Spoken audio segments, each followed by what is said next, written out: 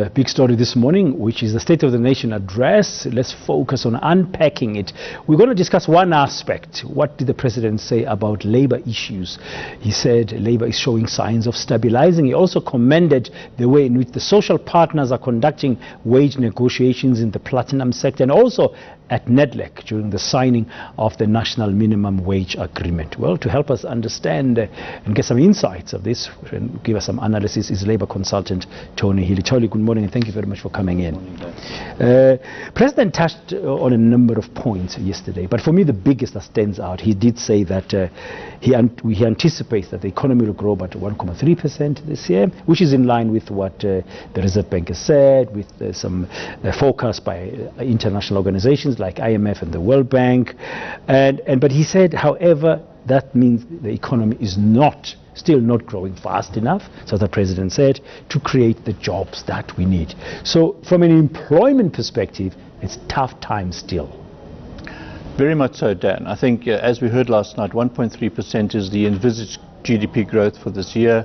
If you look at the NDP, we need to be growing at in excess of 5%, probably closer to 7%, to absorb the unemployment numbers that we are faced with. So we're quite some way off that.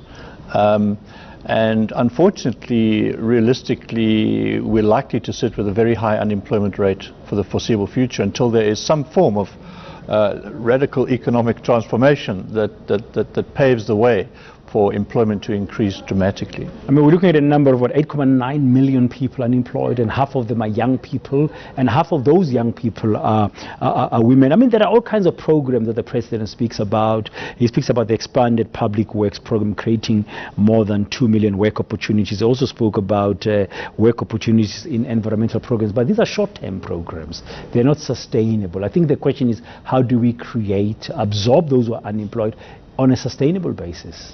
Well, I think the answer to that, Dan, lies to a very large degree in skills development. So we have a large number of unemployed. If they had the skills that still need to be absorbed, then we wouldn't really be faced with these sorts of numbers. It would be relatively high. But we still, for example, as an economy, bring in, let's say, technicians from other parts of the world to fill important positions, and sometimes even in the public sector. So, if we had a greater focus on skills development, amongst other things, then we wouldn't quite have the same high unemployment rate that we do. Is it a focus, Tony, on the right kind of skills that the economy needs? I mean, we hear today from the World Economic Forum talking about the fourth industrial revolution. I mean, we are an emerging economy, we're a developing economy, we might be left behind there. But I mean, is it a real focus on skills overall, or just the right kind of skills that this economy will require going forward? Well, yes. So perhaps the more IT-related skills would be the kinds of skills that we might not have needed 20, 30 years ago, but now it's very much at the forefront. But we will always need artisans, and in years gone by, there would be vast apprentice schools across the country. We don't have that anymore.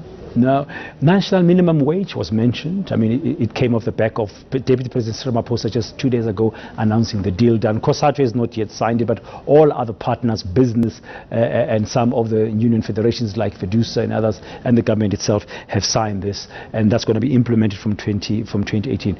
That should bode well in terms of working towards a living wage for those who are employed. It should assist in uplifting them. Well, I think it will. The impact that it's going to have in other areas, potentially negatively, we have to wait to see.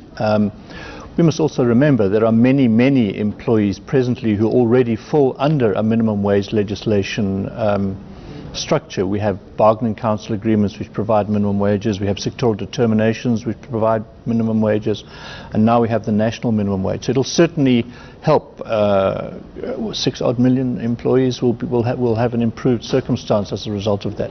We still have to see, though, what impact it will have on potential unemployment and what impact it will have on sustaining high numbers of unemployment. Okay, very briefly before you leave, Tony, you take a look at what the President had to say broadly from a labor perspective, looking at the economy. What would be the key takeout to say maybe that should give us some hope about the labor market in South Africa and the role that the labor is playing or should play in the economic environment, which still remains uncertain, both locally and globally? Yes. I don't think there was very much, unfortunately. I think the fact that the President mentioned issues like a calmer industrial climate last year was and is positive. The fact that he focused on GDP being important is a positive. I think the trick will really be, and I heard the term recently, government needs to find a transmission gear to convert the averments around what needs to be done into actions which can lead to increased prosperity in the employment arena in general. Thank you very much. That's Labour consultant Tony Healy.